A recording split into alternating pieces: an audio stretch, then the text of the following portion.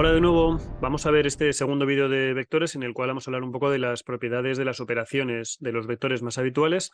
Para ello, como siempre, compartimos pantalla y vamos a recordar las propiedades básicas de los vectores en cuanto a la suma y la resta. En cuanto a la suma, vamos a irnos a dos dimensiones, vamos a colocar un vector v que sea vx, vi, de forma general, con dos componentes. Vamos a colocar un vector w que sea wx, wi, de nuevo con dos componentes. Y vamos a ver qué le ocurre a la suma de v y w. De forma analítica no tiene ningún tipo de misterio, simplemente tenemos que sumar la primera coordenada de cada uno de los dos y en la segunda coordenada pues sumar la segunda coordenada de cada uno de los dos, la vi más la w.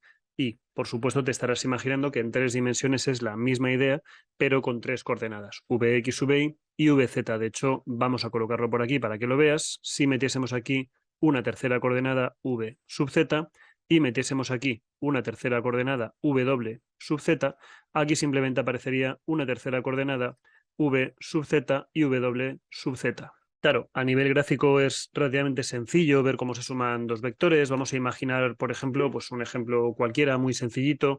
Tenemos un vector v que está colocado, imagínate, por aquí, en esta dirección, y tenemos un vector w que vamos a colocar en rojo, que está, por ejemplo, por aquí. Entonces, este sería w en dos dimensiones y este azul que está aquí sería el vector v.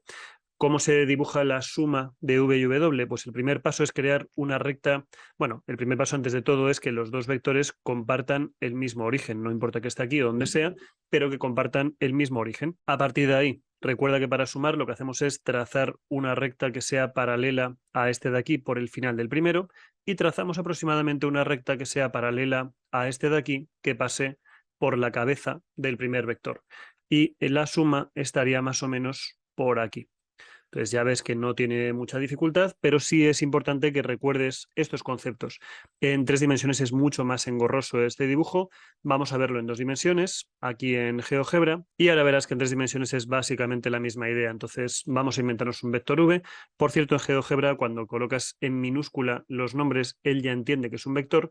Si lo hubiese colocado en mayúscula, él entendería que es un punto. Entonces, para colocar un vector, por ejemplo, 1, 2, 3, bueno, esto sería en tres dimensiones. Vamos a poner uno en dos dimensiones, vector 1, 2, que equivaldría a lo que decíamos antes, al vector que teníamos en rojo o en azul. En este caso creo que he pintado v en azul. Si colocamos ahora, por ejemplo, el vector w, imagínate, no sé, 5, 1, por poner alguna cantidad, ahí tendrías el vector w que antes hemos pintado en rojo.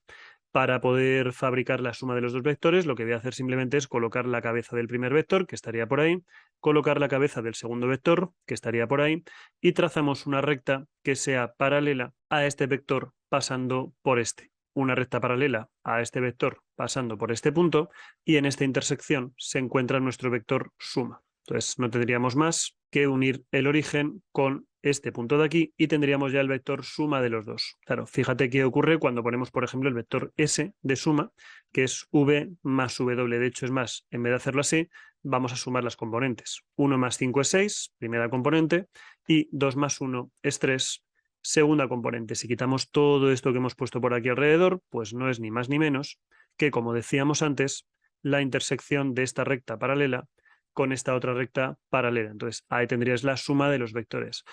A fin de cuentas, y esto creo que es importante, piensa que si tú tuvieses, pues no sé, si te encuentras aquí y tienes una necesidad imperiosa de ir en esta dirección y a su vez en esta dirección con todavía más fuerza, lo normal es que salgas disparado en la zona de en medio, entre medias, tirando un poquito más hacia el rojo que hacia el azul, porque el rojo es más fuerte, es más potente que este azul. Entonces puedes verlo un poco de esa manera. ¿Qué ocurre en tres dimensiones? Pues si nos venimos aquí a las tres dimensiones, ahí estás viendo los vectores, aunque son planos todos ellos. Fíjate que si yo hiciese así no estaríamos viendo absolutamente nada porque están todos ellos planos. ¿Qué pasaría si lo hiciese en tres dimensiones? Pues lo primero habría que borrar todo esto para que no nos dé ningún tipo de error. Y ahora vamos a definir al vector v en tres dimensiones. Este vector w también lo definimos en tres dimensiones. Le ponemos aquí, por ejemplo, un 3, un 2 o algo así.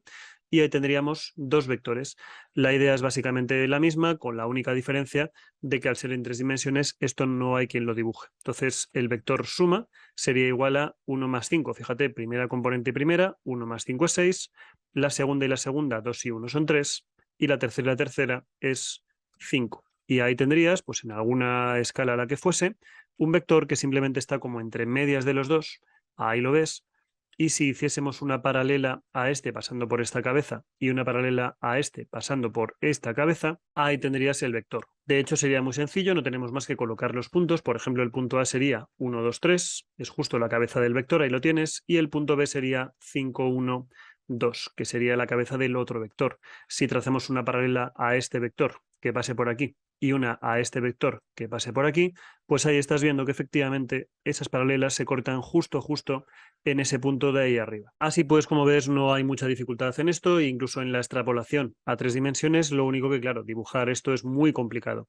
¿Qué ocurre con la resta? Pues al restar dos vectores, lo que tenemos es que restar todas las componentes, mientras que en la suma, vamos a pintarla con una S, por ejemplo, aquí, el vector suma, había que sumar las componentes. Analíticamente, al restar, hay que restar las componentes. ¿Y gráficamente cómo se ve? Pues gráficamente haciendo un poco el mismo esquema que antes. Y aquí cuidado porque sí que importa si V está primero o W está después. Aquí conmutativa, en la resta no hay conmutativa, igual que ocurría con los números. Entonces, claro, si tenemos algo de este estilo, para calcular la resta, esto lo puedes comprobar de forma muy sencilla. Al hacer V menos W, tenemos un vector resta que parte de W y acaba en V. Entonces, este sería el vector resta. Lo más habitual es un vector equivalente a este, que parta del origen. Entonces, si lo quieres colocar aquí, pues sería un vector tal que así, que tenga el mismo origen que los dos vectores. Sería transportarlo desde aquí hasta aquí. Cuidado con esto porque una cosa es dejar el vector aquí puesto y otra es transportarlo al origen. Pero básicamente es unir las dos cabezas de los vectores, empezando por el final y acabando por el principio. Si nos venimos aquí, vamos a quitar estas paralelas que tenemos por aquí puestas, vamos a quitar el vector suma, lo convertiremos en el vector resta ahora mismo, y lo dicho, pues si tenemos que restar el vector v menos el w, este es v en azul, este es w en rojo, al restar v menos w partimos de w y nos vamos hacia v. Entonces, el vector resta analíticamente es muy sencillo, v menos w, hacemos 1 menos 5 menos 4, aquí tendríamos 2 menos 1, que es 1, y aquí tendríamos 3 menos 2, que es 1. Pero fíjate que cuando yo dibuje este vector, que lo vamos a colocar en verde, al igual que ocurría en el archivo anterior, ahí tendríamos lo que sería el vector resta de los dos. Si te fijas lo que está ocurriendo aquí, no está muy claro, no parece que sea este el vector que queríamos buscar, pero ¿por qué? Porque está colocado desde el origen. Si uniésemos este vector y este punto y este punto,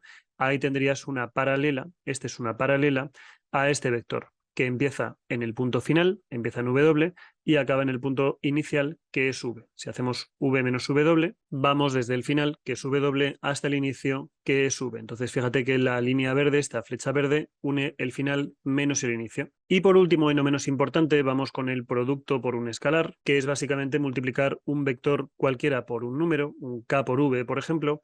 Vamos a distinguir aquí tres situaciones. Si la K es mayor que 0, vamos a decir que mantiene el sentido. Si la K es igual a 0, se convierte en el vector 0, se anula este vector.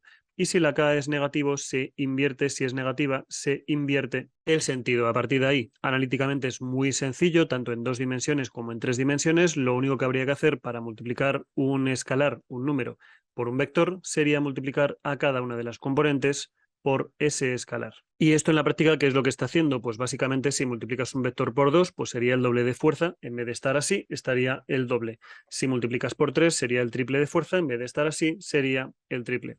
Y si lo multiplicas por un número negativo, además de que el vector este de aquí cambiaría de sentido, además de eso, lo que haría sería multiplicarse por 2, por 3, por 4 o por lo que sea. Vamos a GeoGebra, aquí se ve todo muy bien. Vamos a quitarnos aquí unas cuantas cosas de en medio y vamos a dejar solamente a este vector v en 3 dimensiones, a ese vector v. Voy a pasar por las 2 dimensiones un segundo para colocar aquí un deslizador que se va a llamar K, que va a valer desde menos 5 hasta 5, y lo que voy a hacer es fabricar el vector v como K veces el vector v, nada más. Entonces, este vector w va a ser el vector v, pero multiplicado por K. ¿Qué ocurre con esto ahora? Pues fíjate que además se ve bastante bien. En el caso en el que el K sea 1, pues tenemos el mismo vector, exactamente el mismo vector, pero si K aumenta, automáticamente este vector se hace mayor. Ahí tendrías el vector W, ahí tendrías el vector V, y lo que estamos haciendo es multiplicar al vector V por 2, en este caso por 1,8, ahí tendrías por 2. Cuanto más pequeño sea este, pues si ya vamos por debajo del 1, por 0,3 sería 0,3 veces el vector v. Y si lo hacemos negativo, ahí lo tienes, se nos viene por aquí atrás. Por ejemplo, si k es igual a -1, pues menos una vez el vector v es el mismo vector, pero en sentido completamente opuesto. K igual a -2, -3, -4, sentido opuesto, y además de eso el módulo es el doble, el triple, cuádruple, etcétera, etcétera. Insisto, a nivel analítico no hay más que multiplicar cada componente por este numerito, y a nivel gráfico es imaginarte el mismo vector en la misma dirección, pero con un módulo distinto, y si es negativo, con un sentido distinto. Y por supuesto, si es cero, pues me cargo el vector. Si esta acá es igual a cero, ahí este vector W es el vector nulo, que no se puede dibujar. Sería, por decirlo así, un punto situado en el 0, 0, 0, pero siendo libre, pues estaría en cualquier parte. Entonces, directamente no se puede dibujar. Y con esto cerramos ya este segundo vídeo, en el cual tenemos un poco las propiedades más básicas de las operaciones con los vectores, y ya en el siguiente vídeo entraremos con todo el asunto de la dependencia lineal de vectores. Como siempre, espero que te haya sido útil el vídeo y nos vemos ya en el siguiente.